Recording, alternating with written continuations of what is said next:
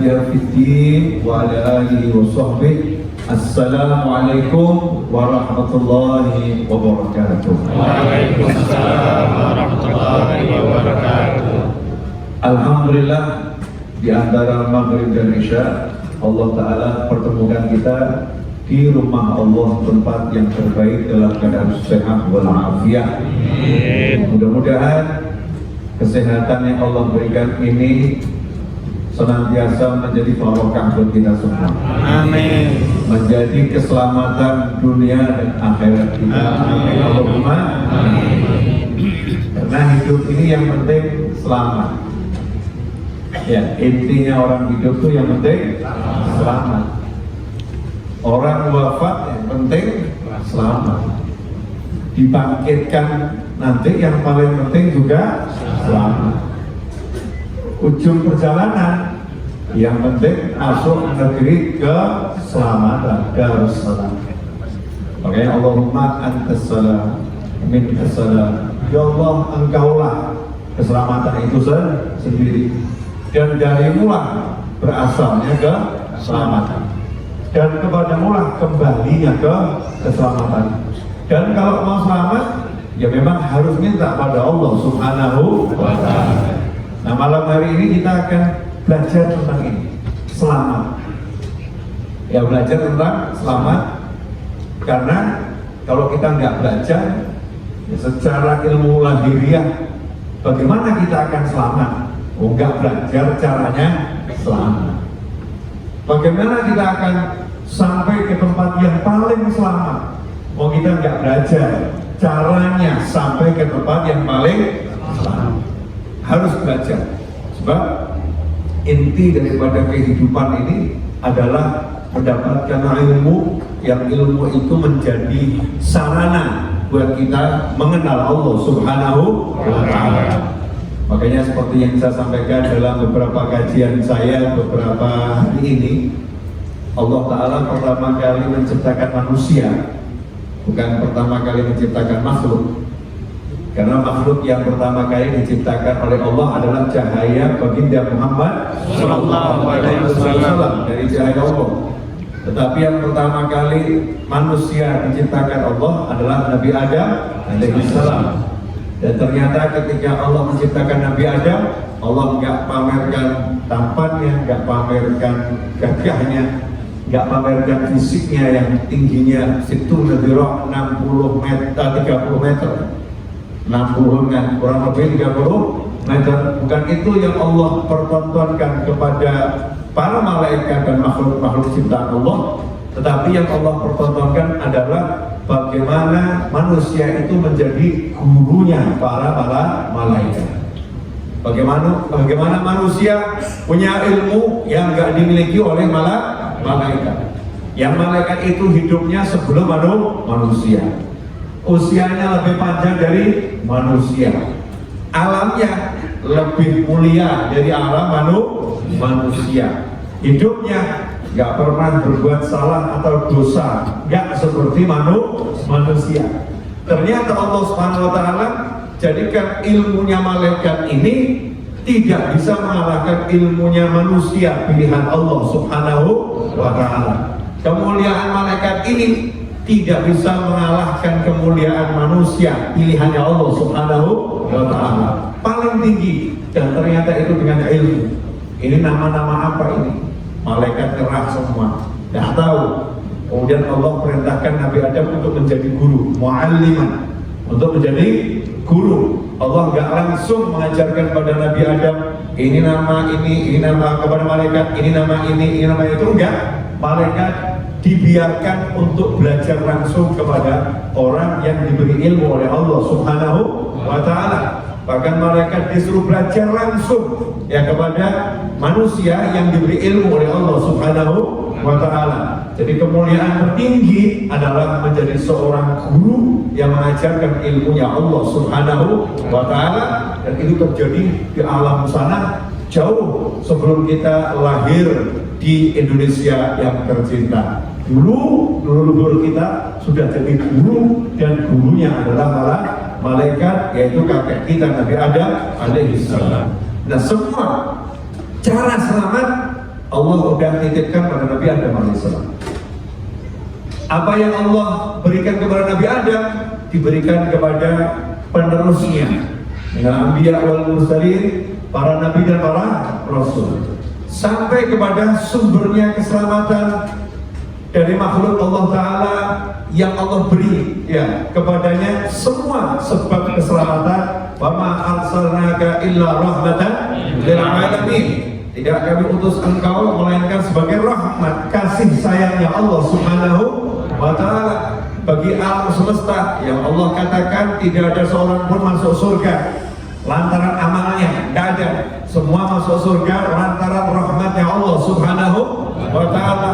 Masalah posisinya di surga nanti tingkat berapa, nah itu amalnya nanti. Tapi syarat masuk pintunya harus dapat rahmatnya Allah Ta'ala, dan rahmatnya Allah Ta'ala adalah baginda Muhammad sallallahu alaihi wasallam. Karena itu dikatakan pintu surga nggak akan terbuka sebelum dibuka oleh Nabi Muhammad sallallahu alaihi wasallam. Nggak ada seorang pun boleh masuk sebelum masuk Nabi Muhammad sallallahu alaihi wasallam. Nah, ilmu keselamatan itu semua ada pada diri Nabi Muhammad SAW. Jadi siapa yang mau selamat, ya harus lewat Nabi Muhammad SAW. Nah, pertanyaan nih sederhana. Tadi semua rangkaian kata-kata. Semakin pandai orangnya, semakin pandai merangkai kata-kata. Iya, semakin hebat orangnya, semakin pintar dia menyusun kalimat. Tapi yang namanya ilmu bukan rangkaian kata-kata. Ilmu bukan susunan kalimat. Ilmu itu yang diajarkan Allah ke dalam hati kita. Udah menjadi petunjuk. Yang menjadi petunjuk. Sehebat apapun saya merangkai kata, kalau enggak menjadi petunjuk dalam jiwa, maka itu hanyalah kalam fadhi, ucapan yang enggak ada maknanya.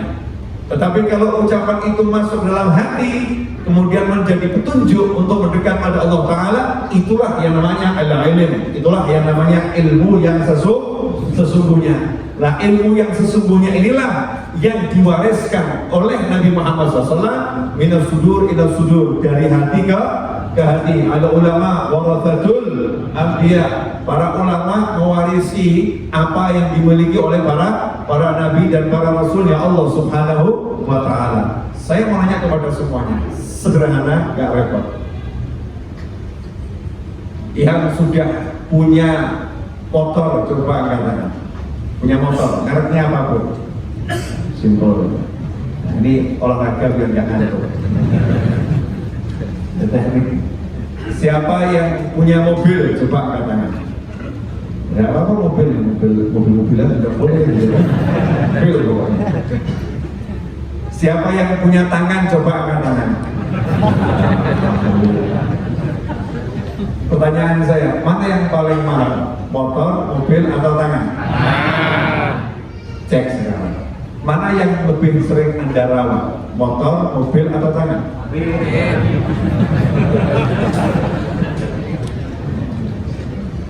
Mana yang sering diperhatikan keselamatannya? Motor, mobil, atau tangan? Kalau tangan kan nggak begitu dipikir ya. Luka ya udah gitu aja ya. Ya seperti kuku saya ini kan. Nah itu kenapa ini biasa mampu tutup nah. Biasa gitu. Tapi coba kalau mobilnya diserempet motor, itu kisahnya panjang atau pendek? Panjang, betul ya? Panjang. Jadi antara tangan yang terluka kecil sama mobil yang terluka kecil, itu kisahnya panjang mana? Mobil. Jadi yang lebih kita perhatikan, jujur saja, mobil kita atau diri kita? Masya Allah. Ini pelakunya boleh ngaku. Jadi interogasi tidak usah diperpanjang. Ya sudah ya, ngaku. Ternyata kalau diambil contoh yang sederhana, kita lebih memperhatikan keselamatan mobil kita daripada keselamatan kita. Contoh lagi, simpel ya, panjang-panjang. Naik mobil, nyopir, jadi sopir. Pilih mana? Pakai sabuk pengaman, karena keselamatan atau pakai sabuk pengaman karena keselamatan dompet? Paham maksud saya? Karena kalau pakai sabuk pengaman karena khawatir kena tilang, itu berarti makainya karena pengen dompetnya selamat. Ya kalau kena tilang ada sidang, ada denda, betul kan ya? Enggak pakai sabuk pengaman. Jadi pakai sabuk pengaman khawatir dompetnya nanti isinya berkurang. Tapi pakai sabuk pengaman karena pengen kalau insya Allah enggak terjadi kecelakaan, minimal ada yang nahan tubuh saya. Kesadaran semacam itu banyak atau sedikit? Jujur. Yang banyak? Dompet. Ya, khawatir dompet. Ternyata dalam kehidupan ini, sadar maupun tidak sadar, kita kurang memikirkan keselamatan kita dan lebih memikirkan keselamatan benda yang kita miliki. Bu, maaf ya Bu, anak mau jatuh sama handphone jatuh, teriakannya kenceng mana Bu? Ibu baru beli handphone harga 25 juta. Handphonenya disenggol anak, handphonenya terjun bebas dari lantai 2 menuju lantai 1. Teriak enggak Bu? Bu, teriak enggak Bu? Jujur bagus. Teriaknya apa? Allahu Akbar gitu. Sallu ala Nabi Innalillah. Enggak. Habis itu anaknya dimaki-maki. Habis itu anaknya dimaki-maki. Pernah nggak kita mirip-mirip begitu? Mirip aja udah. Yang lebih nggak usah diceritakan. Ini aja udah. Mungkin kita pernah lebih, mungkin pernah sama. Jadi anak jatuh itu biasa, handphone jatuh itu luar biasa. Nah kalau dalam kehidupan dunia saja begini, nah apakah kita termasuk orang-orang yang mikir selamat kubur, selamat sampai masuk surga? Saya mau coba menyadarkan diri saya dulu sebelum kita mau bicara kesadaran lebih tinggi. Kesadaran di dunia ini agar kita selamat jasmani kita, ini saja nggak kita pikir, alih-alih mikir selamat dari siksa api neraka. Ini kita. Fakta nyata, betul. Yang merokok coba angkat tangan. Apa merokok angkat tangan? Di sini nggak ada merokok, alhamdulillah. Di sini merokok tak ajar. Masjid merokok, urusannya sama saya, betul kan ya? Masjid ruangan ber-AC ini pelanggarannya banyak banget. Satu ruangan di dalam masjid, yang kedua ruangan ber-AC merokok. Ini melanggar banyak Pak. Pasal. Nah, nanya ini yang merokok. Di rokok itu tulisannya apa ya? Saya udah lama nggak pegang rokok, pegang aja udah nggak pernah. Dulu kalau saya drama di desa saya suka pinjem rokoknya, yang hadir itu saya pinjem ininya, bungkus rokoknya. Bukan untuk dirokok, untuk baca gitu ya, baca tulisannya. Sekarang tahun 2021, ya bulan November tulisannya apa saya nggak tahu. Tapi kalau dulu, kalau saya nggak salah ingat, juga kurang kerjaan ingat tulisannya bungkus rokok itu kan menghafalkan kok tulisannya bungkus rokok, ini kurang kerjaan. Tapi teringat tuh gara-gara setiap saya nyetir di situ ada iklan rokok, tulisan itu kenceng gede gitu ya, besar ya Pak, besar. Bahkan fotonya itu ngerinya luar biasa, seorang pria dengan leher lobang. Betul. Jadi bahayanya merokok apa? Bukan leher lobang. Paru-parunya bocor, bisa jadi nanti lehernya di lobang, bisa kena kanker dan gangguan yang lain yang tidak layak disebutkan di tempat yang mulia ini, kan nyebutnya aja agak saru gitu, yang lain belum usah sebut, coba sebutkan, jangan. Kanker ya. Di antaranya itu kelainan kehamilan janinnya nanti. Nah yang merokok itu kira-kira tahu enggak itu? Tahu. Buktinya banyak atau sedikit? Banyak. Faktanya nyata atau itu omong kosong? nyata. Tapi ngerokok atau nggak ngerokok? Jalan terus. Kenapa? Udah sakit ntar diobati. Oh, saya kalau nggak merokok nggak sehat. Semakin merokok semakin sehat. Oh, itu dalilnya merokok luar. Apalagi kalau yang merokok santri ketemu saya, santri sama santri. Habib, mohon maaf, makom kita berbeda. Ini kalau saya berhenti merokok, Habib kelihatan semua. Jadi biar Habib kelihatannya bagus-bagus buat saya harus tutupi kemampuan memandang saya dengan asap rokok. Ini dari waktu saya nyantri dulu ya, kawan-kawan seperti itu, candaan kita demikian, candaannya santri. Tahu tuh rokok nggak bagus, tapi nyatanya tetap merokok. Kenapa? Lo punya kesadaran dirimu mahal. Selamat itu penting. Makanya kita kalau ketemu nomor satu suruh ngingetin orang. Assalamualaikum. Moga-moga selamat. Yang merokok, Assalamualaikum. Moga-moga selamat. Kemudian kamu selamat. Assalamualaikum. Mudah-mudahan selamat. Yang lagi berbuat yang gak baik di jalan, ketemu kita nggak tahu dia berbuat gak baik. Kita doakan selamat. Assalamualaikum. Dia ingat, saya habis siang didoakan selamat gak saya? Waalaikumsalam. Saya khawatir, mulai ingat. Suruh mikir dan selamat gak? Selamat atau tidak? Assalamualaikum, assalamualaikum, assalamualaikum. Bahkan kita afsalam bainakum, tebarkan ucapan salam selamat di antara kalian semua di tengah-tengah kalian. Ngomong tentang selamat saja, bab gak selamat gak usah dibahas. Karena kalau udah bahas yang selamat, yang tidak selamat otomatis akan terselesaikan. Otomatis akan terselesaikan. Nah, ini yang pengen saya ajak diri saya sadar, pemirsa sadar, dan antum semua khususnya di masjid ini sadar bahwasanya jujur kita ini belum butuh selamat.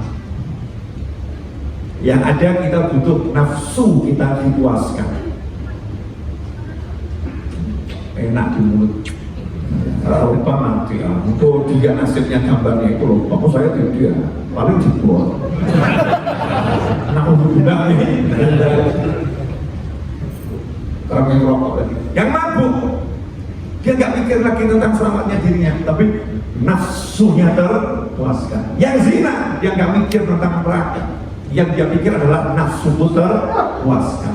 Siapapun itu kita, ketika berbuat yang nggak baik dunia akhirat, yang kita pikir adalah nafsu terpuaskan. Maka solusi nomor satu biar kita selamat, ya biar kita selamat adalah menundukkan nafsu kita mengikuti Nabi Muhammad SAW. Jadi kalau belum bisa menundukkan nafsu kita untuk mengikuti Nabi Muhammad SAW, maka ya banyak ketidakselamatan yang akan kita temui. Kalau udah kita tundukkan nafsu kita mengikuti Nabi Muhammad SAW, pasti kita akan menemukan banyak keselamatan. Bu, nanya ya Bu, pengen rumah tangganya selamat atau hancur? Alhamdulillah. Bapak-bapak, pengen rumah tangganya selamat atau hancur? Jawabannya lebih lemah itu. Coba bapak-bapak jawab dengan suara yang lantang, kesedih ibu, seperti nggak punya keinginan rumah tangganya dipertahankan. Lantang gitu. Bapak-bapak, pengen nggak rumah tangganya selamat? Pengen selamat atau hancur? Selamat. Alhamdulillah. Jangan punya prinsip, udah nggak apa-apa, hancur kan buat yang baru. Hancur buat yang baru, hancur buat yang baru.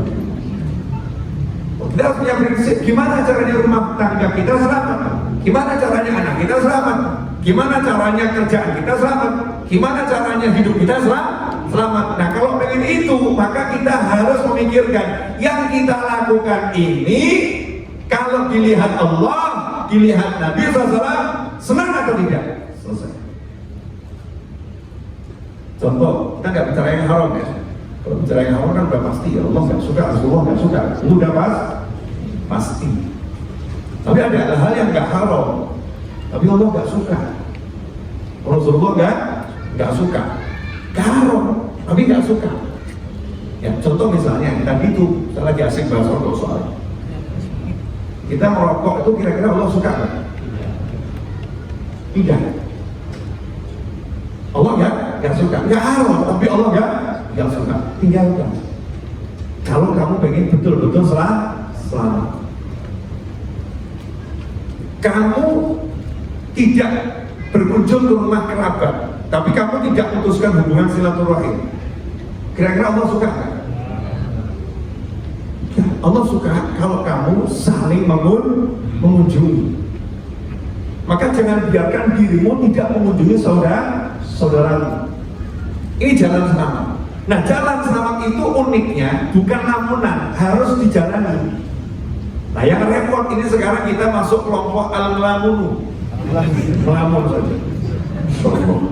Insya Allah, nanti. Sehingga jalannya nggak kita tempuh. Ibarat orang mau ke Solo dari Jakarta lewat Bintaro. Bintaro kan perbatasan Jakarta sama Tangerang Selatan ya. Ada juga Bintaro yang masuk Jakarta. Bintaro yang ujung sono, gitu ya. Nah, mau masuk tol, tulisannya nih tol, tinggal masuk, tapi dia berhenti. Kemudian cuma mikir, masuk enggak, nyampe enggak kira-kira? Nyampe di alam mimpi. Nyampe di alam mimpi. Tapi kalau dia masuk, nih udah mau masuk, dia mau jalan, mobilnya mogok. Ini saya lihat, saya mau tunjukkan ya keindahannya kalau kita betul-betul jalan. Masa sistem langit kalah sama sistem tol? Masa sistem langit kalah sama sistem tol? Ini perlu dicatat, direnungkan. Saya naik mobil, masuk tol, habis bensin, bahan bakar habis. Kasus yang paling sederhana, lupa, bahan bakar habis. Otomatis mesinnya tidak bisa bekerja, roda ban akhirnya terhenti dengan sendirinya sampai habis. Saya mau nanya, tol membiarkan saya tetap di dalam tol atau tol akan mengeluarkan saya? Wah, betul. Kemana? Ke tujuan saya atau ke pintu tol terdekat? Betul kan? Saya bisa saja minta tolong direct saya sampai Solo, bisa nggak? Bisa, bayar bro, bayar. Walaupun direct itu gratis, tapi yang direct sampai pintu tol terdekat. Kalau mau lebih yang bayar, tapi tol akan memberikan solusi. Nah, kalau urusan dunia saja, asal kamu udah mau menempuh jalannya, masuk ke sana, gagal dalam perjalanan, jangan khawatir, sistem langit ini akan bekerja menyelamatkan kita sampai ke tujuan. Walladzina jahadu fina lanahdiyannahum subulana wa innallaha lama'al muslimin. Orang yang sungguh-sungguh menempuh jalan kami, ya Allah, saya pengen masuk surga, jalan ke arah surga, sungguh-sungguh dia jalan. Tapi yang namanya nafsu ada, setan ada, dunia ada, menghajar dia sampai dia jatuh ke sumur dan dia kalah. Jangan khawatir, nah dia nahum subulana. Dalam tersungkurnya Allah akan tunjukkan jalan ke surga yang baik. Gak pernah dibiarkan sama Allah. Allah akan kirim ya bala tentara Allah. Inna Allah la ma'al muhsinin.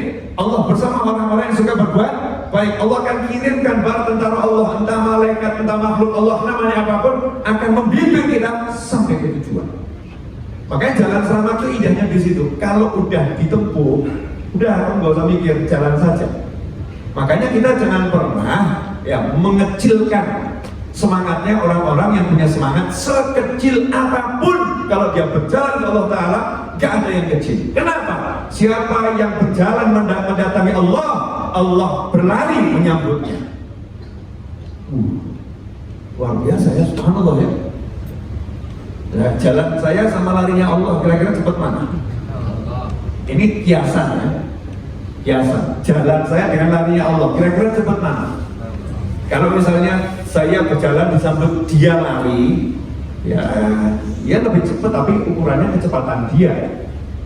Tapi kalau Allah yang bilang aku berlari menyambutnya, padahal Allah tidak mirip dengan makhluk manapun. Maksudnya Allah dengan makhluknya, artinya Allah nggak butuh lari gitu loh ya. Dan Allah nggak butuh jarak.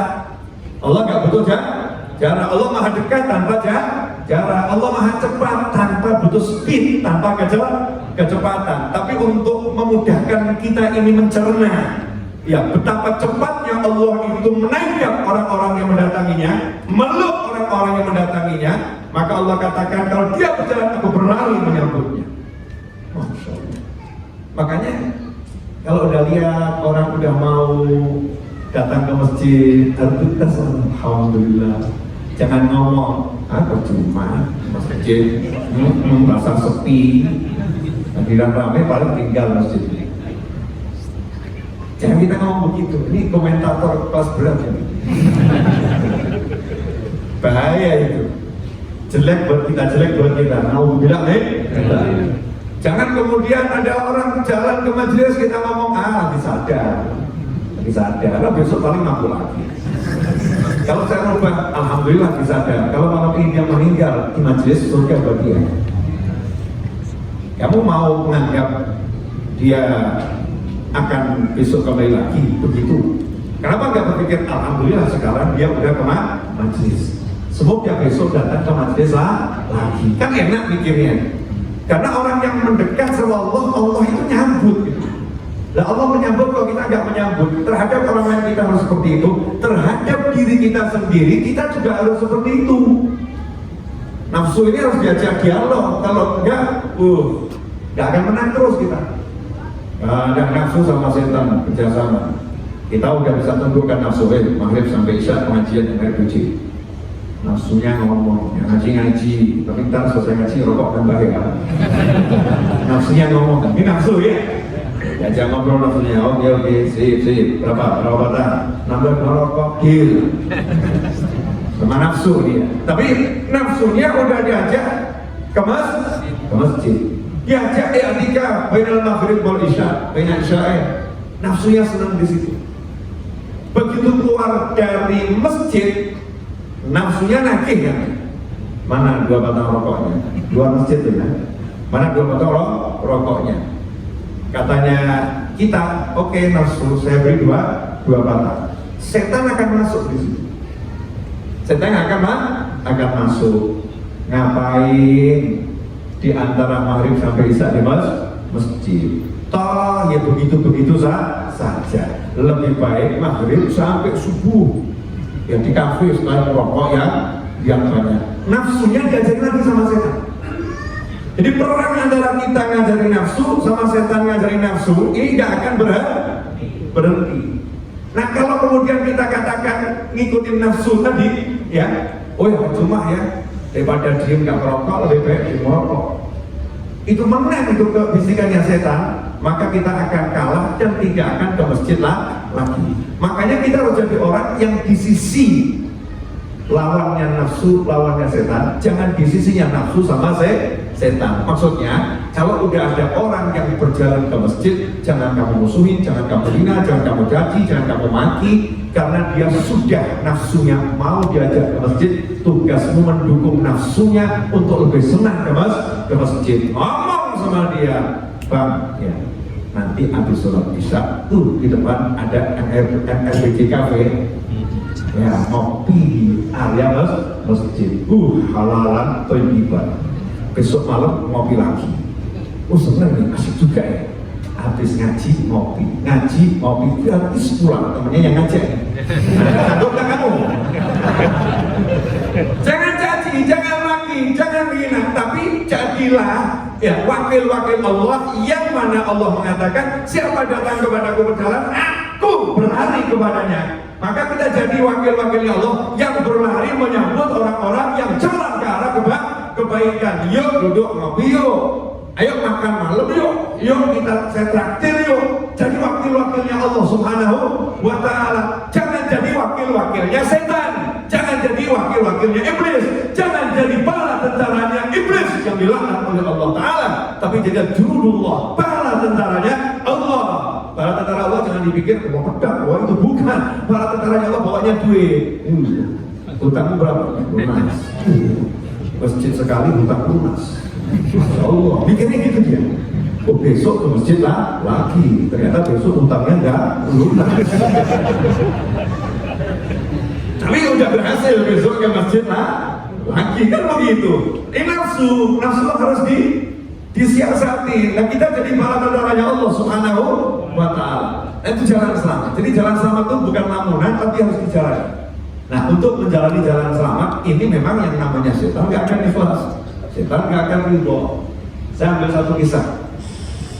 Nah mungkin tadi ada yang ngomong kayak tadi, habis itu ngomong nanti Allah berlari menyambutnya. Bukti dong, bukti. Walaupun tadi itu kata ya, bukan kata, itu kan data ya dari hadits kursi. Oke, saya kasih bukti. Mulai mikir, yang mana ya buktinya ya? Emang ada bukti? Kalau nggak ada, nggak ngomong saya. Jangan bukti. Jangan-jangan nggak ada nih, terus bingung nyari datanya.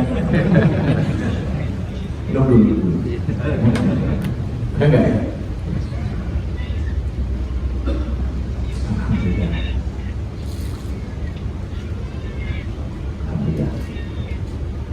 Oh, yang nonton banyak juga di rumah. Enggak dulu.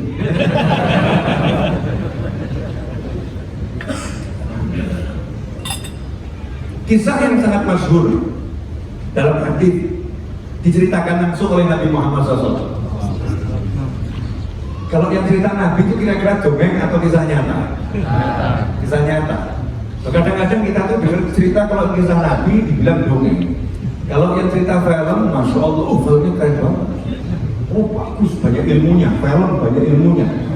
Hadis Nabi bercerita berkisah yang dongeng. Aneh. Udah Nabi yang berbicara, pasti itu setiap kata, setiap huruf isinya ilmu. Dahulu di umat-umat yang sebelum kalian ada seorang membunuh, sudah membunuh 99 nyawa. Ingat kisah itu kan? Kemudian dia datang kepada seorang abid, ahli ibadah. Kalau zaman sekarang mungkin yang ahli ibadah itu kan ada yang suka ke masjid, kita ini yang ahli ibadah. 5 waktu di masjid, duduk, pikir, ahli ibadah. Tapi ahli ibadah itu kadang ilmunya gak cukup. Ibadahnya hebat, tapi ilmunya gak cukup.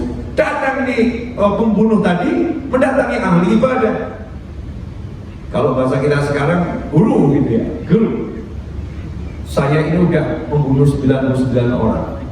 Ada nggak jalan tobat buat saya? Bayangin bunuh 99 orang. Kalau ibadah mikirnya, oh buruk banget orang ini. Jelek banget. Wah, susah. Gak ada tobat buat kamu, susah. Harus minta maaf sama keluarganya, minta ini, banyak korbannya, itu susah. Sebel ya. Datang baik-baik, makanya hati loh kalau ngomong sama orang. Jangan sembarangan ngomong. Begitu ya, cus. Dia rekor dari 100. Yang ke 100 ahli ibadah, melengkapi prestasi, membunuh 99 orang. Yang ke 100 ahli ibadah. Tapi lihat di hadis tadi, apa kemudian orang tadi selesai dan menjadi pembunuh selamanya? Enggak, karena dia sudah berjalan ilallah. Dia punya hati yang sudah menghadap kepada Allah. Aku gak ingin jadi pembunuh.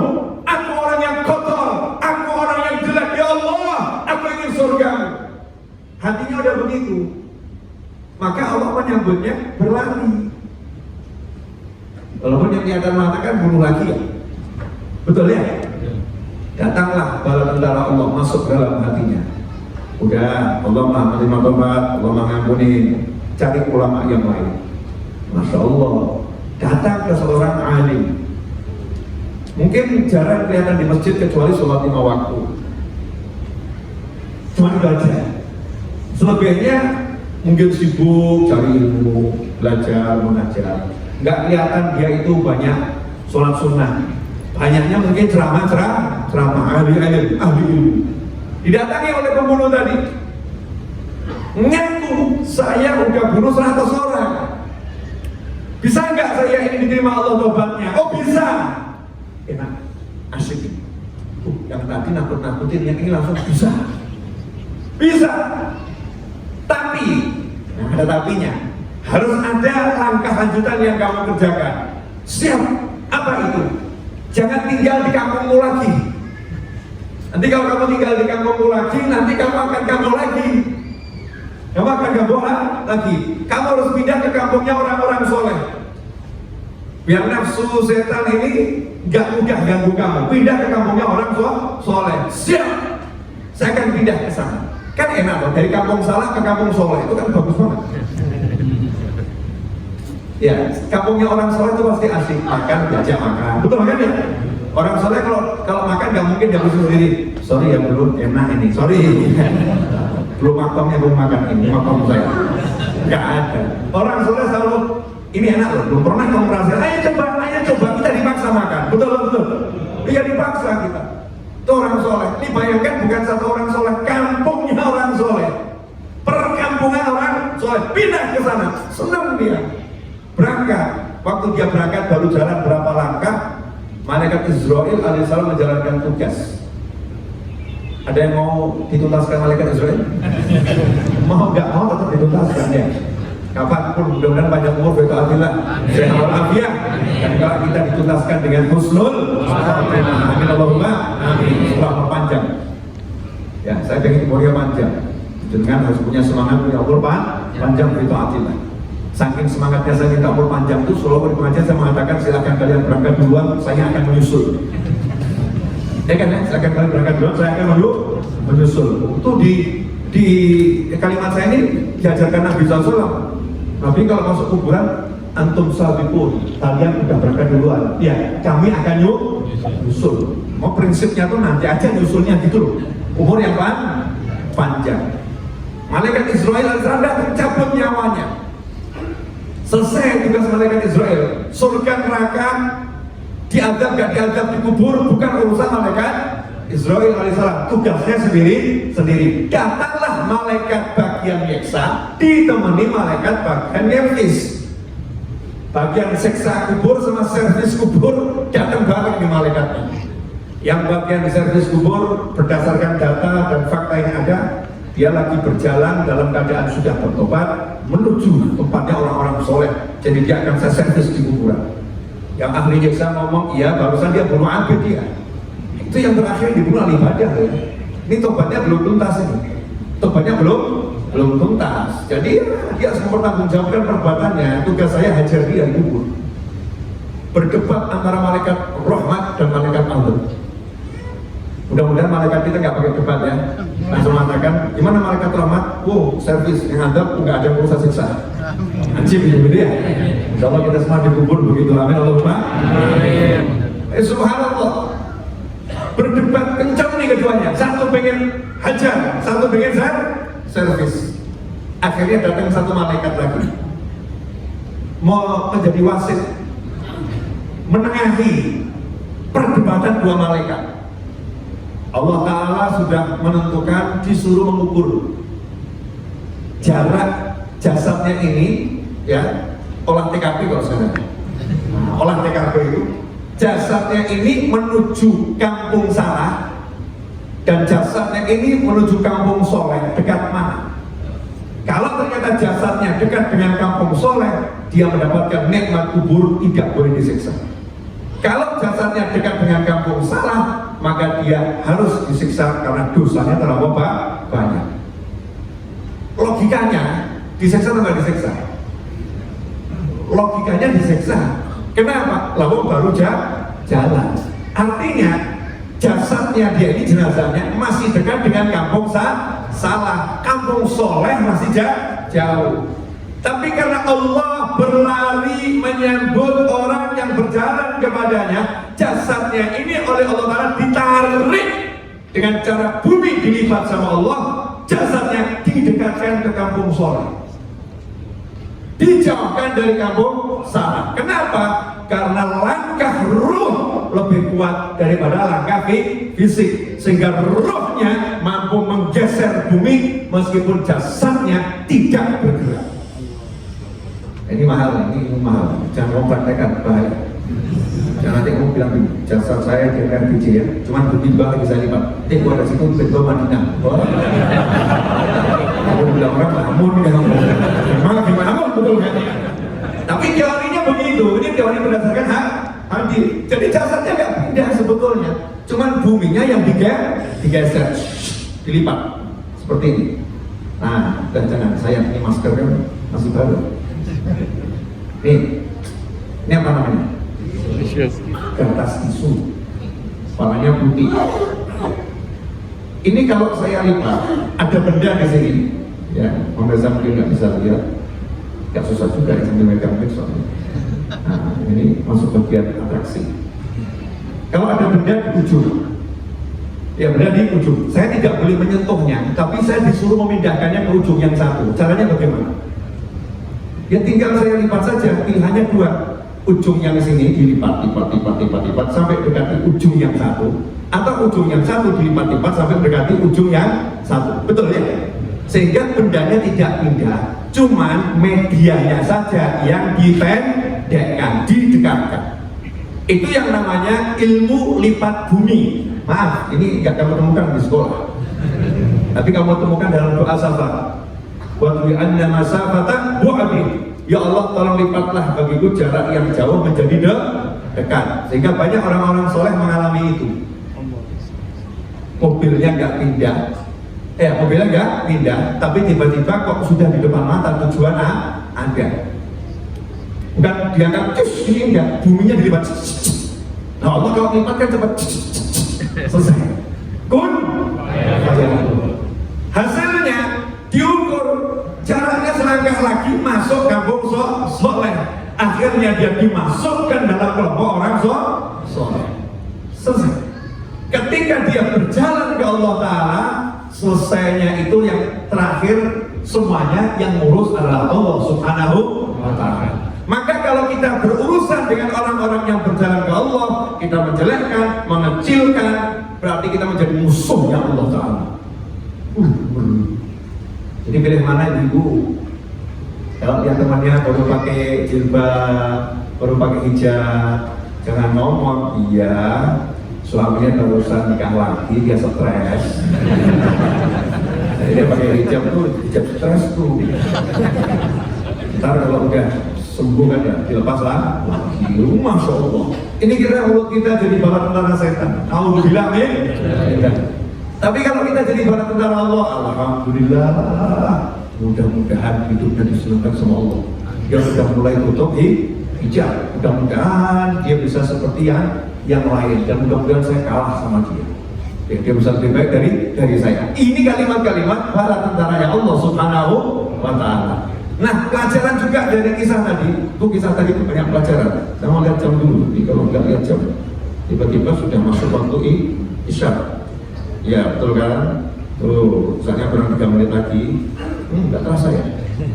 Saya udah bicara 43 menit. Terasa nggak? Yang dengerin memang. Yang ngomong yang terasa. Lanjut. Subhanallah.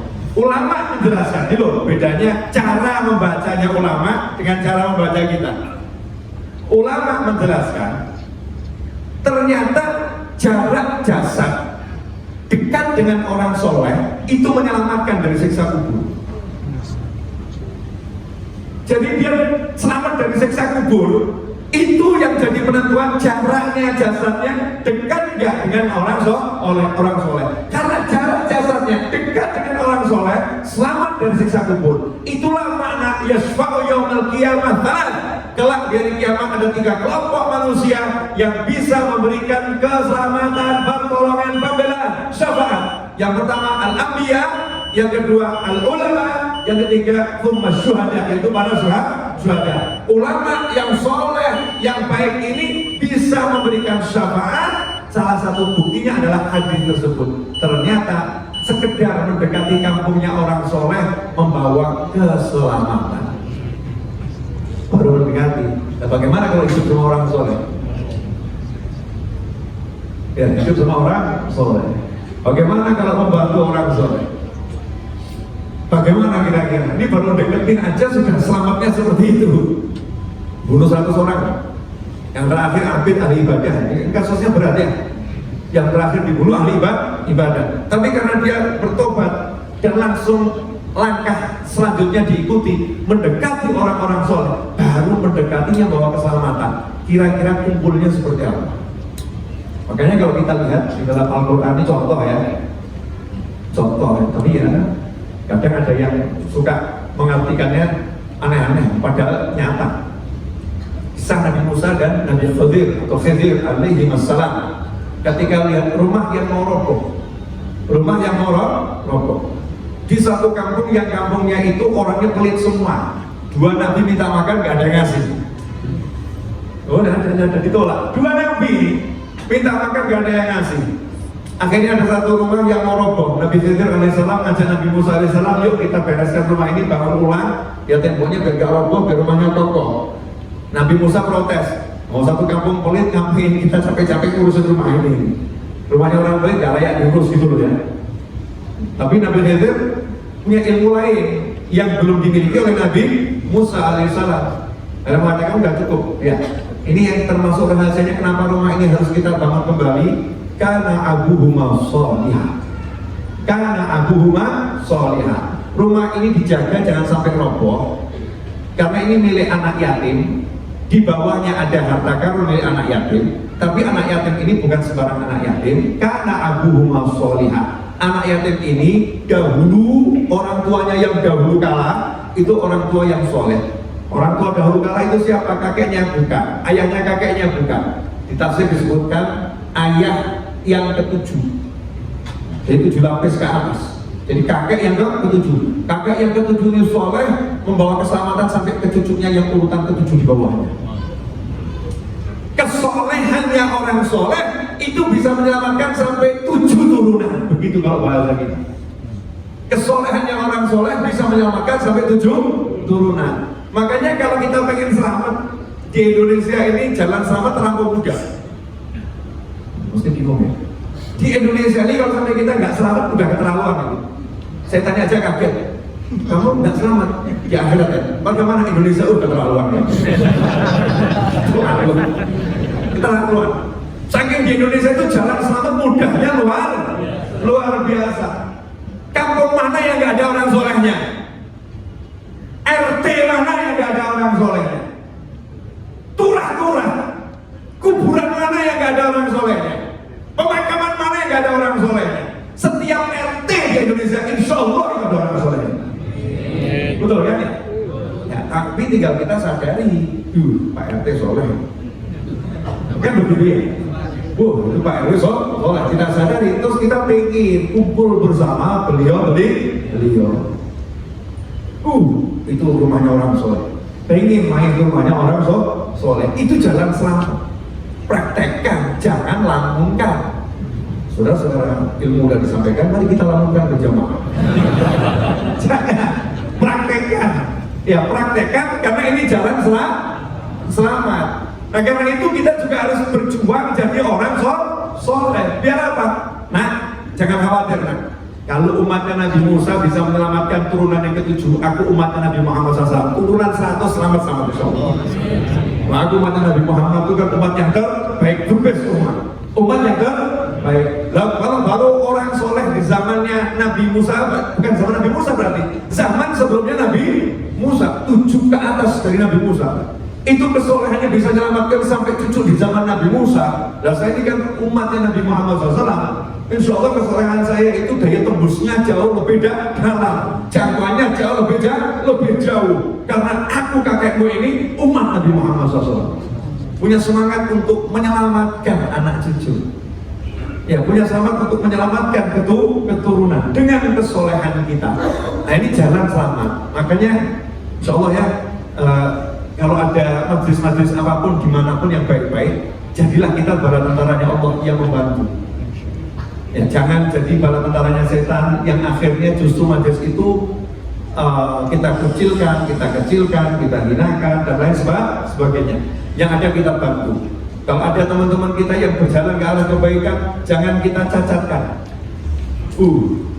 Gak mungkin dah kamu saya itu udah 20 tahun tahajud. Tidak dapat apa-apa, kamu anak baru kok enggak ya? Masya Allah, ini sudah seperti yang punya tahajud dia. Sudah tahajud, alhamdulillah. Insya Allah hajatmu lebih cepat kabulnya daripada saya. Saya udah 20 tahun nggak kumpul-kumpul, sama aja. Ini sama aja, jangan begitu. Semangatin orang. Ya, semangatin orang untuk melihat kebaikan. Jadi kalau kita masuk timnya Allah Ta'ala, Masya Allah, hidup itu enaknya luar biasa. Ikhwani rahimahullah, karena itulah pesan dari Nabi Muhammad SAW, Ayuhan nas, afsus salam, wa'atqimu ta'am, wassalli billail, wa nas niyam, tadkhul jannah bisalam, atau kama qala sallallahu. Hei umat manusia, afsus salam, tebarkan ucapan salam. Ucapan yang membawa keselamatan. Assalamualaikum, mudah-mudahan kamu selamat. Ya penjabarannya ya macam-macam. Berarti ucapan yang gak bawa keselamatan jangan disebarkan. Riba, namimah, mencela, menghina. Ya, ucapan itu diwakili oleh 2 jari bisa, 10 jari juga bisa. Maka jangan ketikan kata-kata, kalimat-kalimat yang tidak membawa keselamatan. Ketikan kalimat-kalimat yang membawa keselamatan. Ini perintah dari Nabi Muhammad SAW. Setelah itu ajak orang makan, enak ya? Ajarannya Rasulullah itu enak. Makanya Thariqah yang saya jalani namanya Thariqah Asyikiyah. Ya, ada tuh dalam Thariqah Mu'tabarah nggak masuk itu. Ini nama asal-asalan aja maksudnya. Saya Thariqah Alawiyah, Thariqah Alawiyah. Tapi gayanya Asyikiyah, yang asik-asik saja. Saya nggak mau yang nggak asik. Ya, traktir orang makan, asik makasih. Asik, ditraktir, diterima, asik kok. Sekarang kan banyak orang gaya, yuk saya ajak makan, makasih, ayo makan, makasih. Ini gaya ini, apalagi hari Senin, puasa sunnah, diundang acara pernikahan temennya, hadir, temennya udah masakan khusus buat dia, datang jauh-jauh, masakan khusus, kata temennya ini masakan kesukaan, makan, terima kasih, saya menjalankan sunnah. Allah. Ini yang sikap barusan itu bid'ah tadi itu. Nggak ada jadi tamu disuguhin oleh yang punya rumah sungguh-sungguh menghargai masakan enak, jawabannya saya lagi menjalankan sunnah. Ngawur kamu, sunnah yang mana yang kamu jalankan? Puasa hari Senin, terus puasamu itu hilang pahalanya kalau kamu makan makanan dari temanmu yang pengen bahagiakan kamu. Kalau kamu senangkan temanmu, bismillah, nikmatnya Masya Allah, terus puasamu hilang pahalanya. Kalau kamu pertahankan puasamu, berarti kamu bukan puasa karena Allah Ta'ala, dan puasa karena menyembah nafsu sendiri. Tapi kalau karena Allah Ta'ala, kamu akan tinggalkan puasa sunnahmu, kamu jalankan sunnah Nabi yang lain, menyenangkan hati mukmin. Menyenangkan hatimu, mukmin. Terima kasih. Kenapa? Pahala puasa saya dapat bukanya lebih awal. Mestinya bukanya jam 6 kurang 10, kamu majukan jam 7 pagi. Terima kasih. Lain waktu undang hari Senin. Ini baru upacara Rasulullah SAW. Asli gitu loh ya. Enggak percaya aku. Senin, sunnah. Kadang-kadang nih puasa Senin juga kita puasa nggak jelas. Mohon maaf. Kamu ngapain puasa? Puasa hari Senin. Puasa hari Senin. Terus tuh ngomong, aduh ngantor lagi. Sekolah lagi. Kamu nggak kenapa puasa hari Senin? Sunnah Nabi. Padahal nomor 1 sunnah Nabi, jangan benci hari Senin. Apa bahasa Inggris apa? Don't hate Monday. I don't like Monday. Jadi kalau kita jadikan bahasa ajakan mencintai Monday, don't hate Monday ya, jangan sakiti. Like Monday juga saya. Saya nggak bisa bahasa Inggris. Mau saya orang Solo, ngapain saya sibuk-sibuk belajar bahasa Inggris? Biar orang Inggris yang belajar bahasa Solo.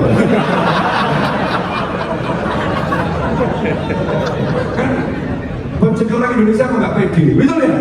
Saya jadi orang Indonesia kan saya pede. Ngapain saya capek-capek belajar bahasanya orang Inggris? Biar orang Inggris belajar bahasa saya. Walaupun saya belajar.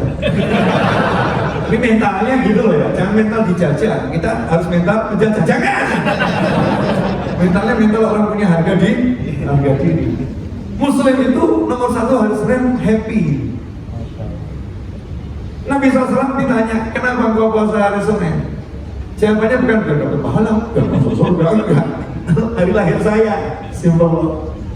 Senang sama kelahiranku, hari lahir saya, senang saya hari lahir saya. Senang itu kalau bahasa Indonesianya diwujudkan dengan apa? Syukur. Orang syukur itu senang atau sedih? Wah, saya bersyukur karena habis tertimpa musibah. Masa begini? Saya bersyukur, saya habis dapat rezeki Allah, bersyukur, kan senang. Nabi SAW puasa hari Senin karena apa? Karena senang itu hari kelahiranku.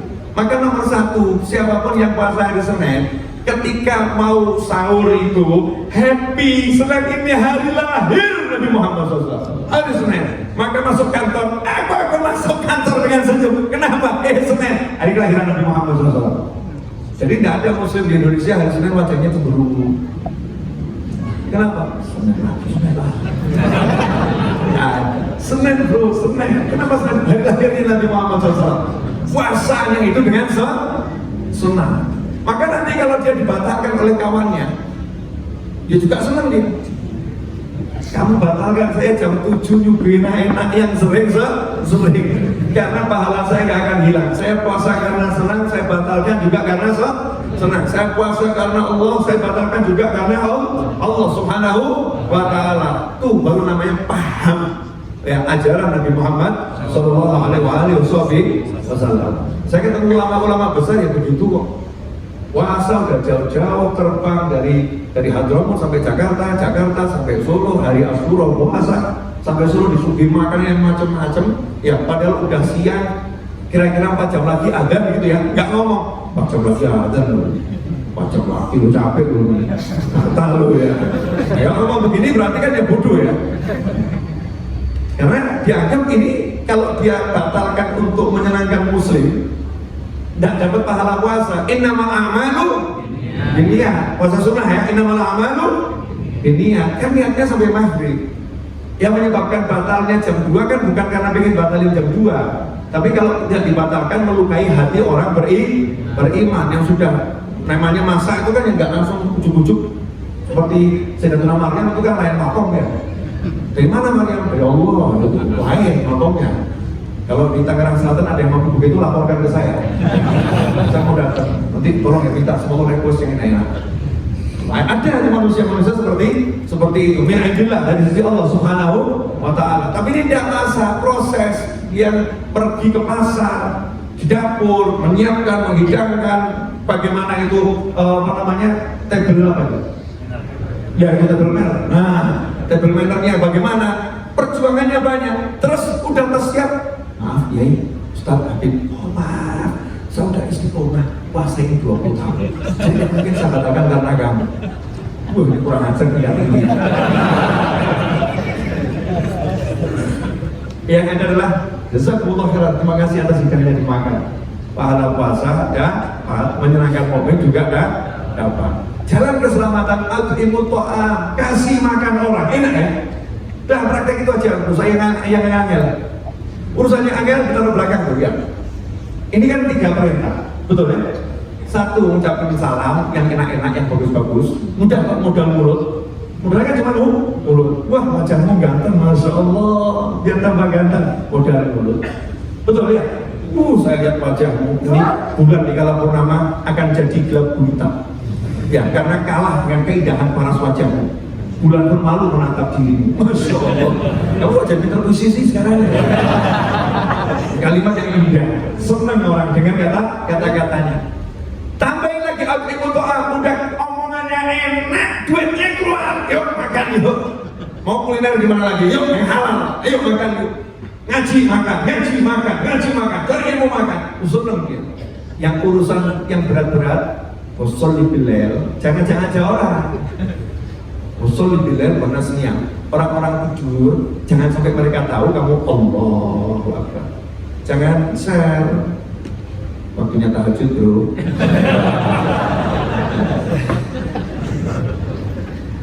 Itu waktu bukan habis buat nge-share, yang di-share lagi tidur.